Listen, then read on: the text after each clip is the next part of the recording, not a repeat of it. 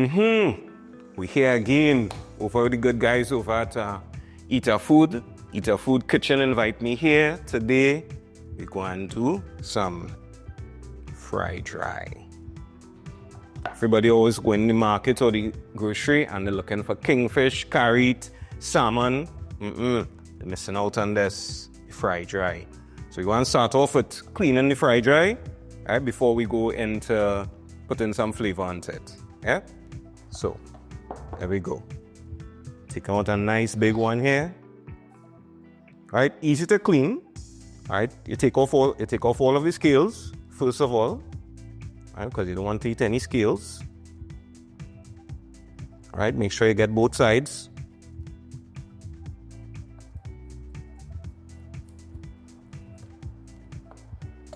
Right, and not much else. You know, you take the head off and you cut on the underbelly. All right, and you remove the entrails of the fish, the guts. Yeah?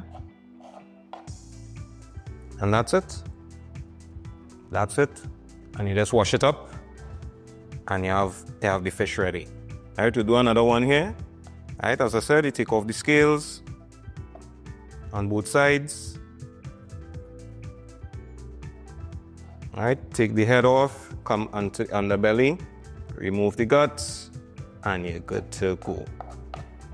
This is actually the most stressful part about doing the fry dry, you know, the cleaning. So what I would suggest when you do buy it, like from the market, and you buy it from the fishmonger, ask them to clean it. Even if it costs you a little $10 to $20, trust me, it will be worth it, you know, especially as this meal, you know, would be worth it because this is a very affordable fish. Right? Tastes good and very affordable. This fish, simple herring. Also in the market, there's another fish, small like this, that you could use for fry dry. You know, it's called Joshua. Yeah, highly affordable. You could get these for like $10 a pound. You know, same for the Joshua. All right, so we finish up here, cleaning up this fry dry. Right, just how to wash it out, make sure you get off all the scales and any little remnants or guts and stuff that might have stayed in.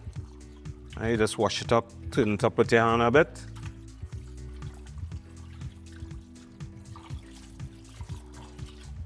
Alright, you empty out the water, the first set. Alright, we drain out all the water. And then we all know that fish, no matter the fish, has a high scent. So, here, where we use some lime juice, right, to help cut that scent and get the fish a nice little citrusy flavor.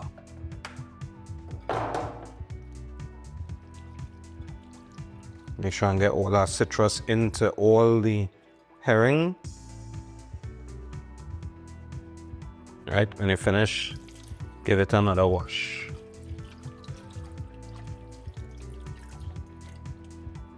And then you strain all the water again.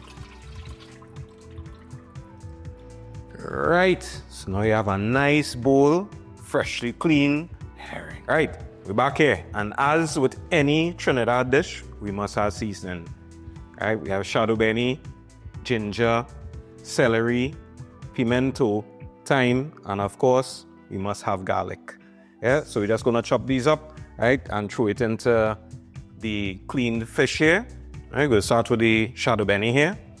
Chop it up nice and fine.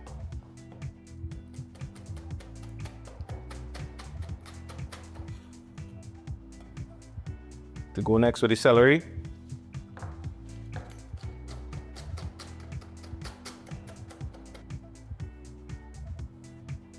All right, we have the thyme here.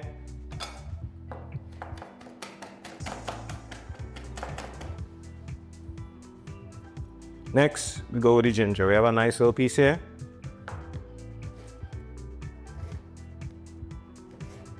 All right, get some nice minced up pieces.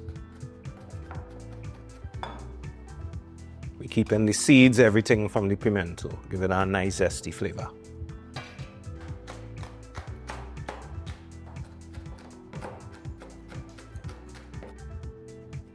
Last but not least, garlic.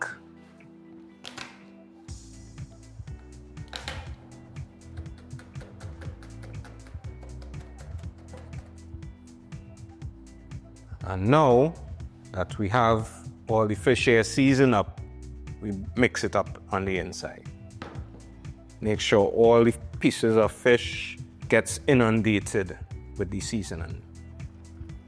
First meal in the new kitchen, in the brand new studio. So now we have to salt it up. All right, make sure you get it up. A spirit will tell you when to stop. Then you shake it up. That one top, go to the bottom. We come again, the salt. And then we go again. And one last little bit.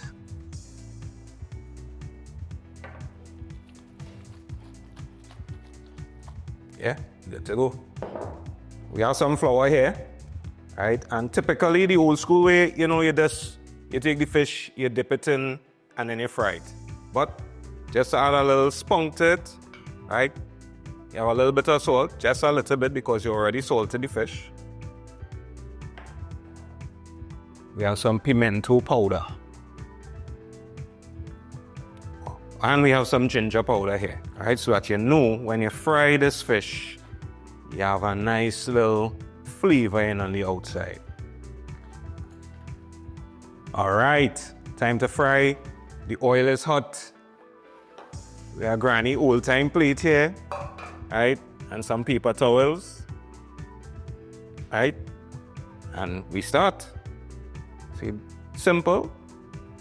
You take one, you dust it, make sure you get on both sides, and into the fire. Take another one, make sure you keep all the seasoning on the inside. Into the fire. That's it. You basically monitor it until both sides of the fish is nice and golden brown. For some small herrings, it could take like 2 to 3 minutes.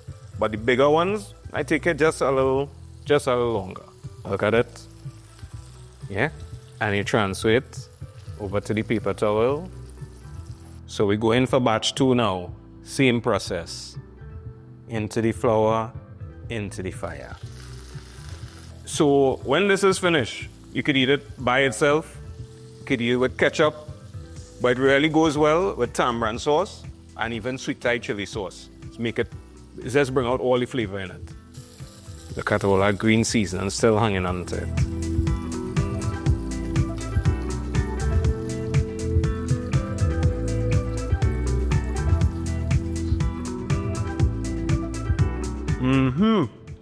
Kitchen hot today. Forage shining. Alright, you start the show, fry dry.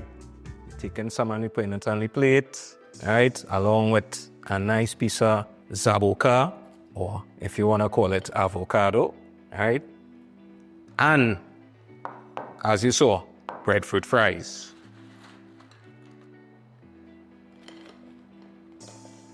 So we have a full plate here, and we have some sweet Thai chili sauce. I wish you had some tamarind, but we can do with the sweet Thai chili. It will make everything taste nice. And we go in. I'm greedy, so I want the next one. Boom. All right, so we're going in. I want to try it by itself first. You can taste everything, all the seasoning. Now I want to have one with sweet Thai chili sauce. Nice. Yet again. Good stuff. Things are wrapped there now. We're good to go. All right, people. So, as you see, fry dry, you don't always have to go for the kingfish and the carrot and the salmon all the time. Makes a nice quick meal, right? Very tasty, right? It goes with anything, right? Today we did breadfruit fries, we had the avocado with it, but you can do anything. Mashed potato, you can eat it with your normal food, your rice and your peas, Just try it and you'll see how great it is. Right, the recipe will be up on the eatahfood site right after, so check it out.